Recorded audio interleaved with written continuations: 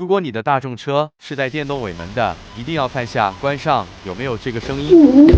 如果有，就需要更换这个罗马尼亚进口的液压撑杆，这个是由于撑杆内部干膜导致的异响。如果你的车在质保期，一定要检查下，有问题好索赔更换。这个撑杆有点贵，一根的价格就在4000左右，反正出现问题几率还是比较高的。更换这个撑杆一点不复杂，大概就10多分钟就能搞定。所以不用特意安排时间，看下这个罗马尼亚的驱动单元就是电动尾门的后备箱撑杆，新旧对比门，问题就可以装车了。先把线束从这里穿过去，接着把下面撑杆卡子按进去，再把上面按进去，安装好线束接头，在里面安装好线束插头，最后安装好相当于 C 柱石板，然后把门框的胶皮处理好。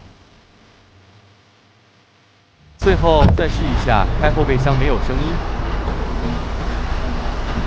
关后备箱也没声音，交车。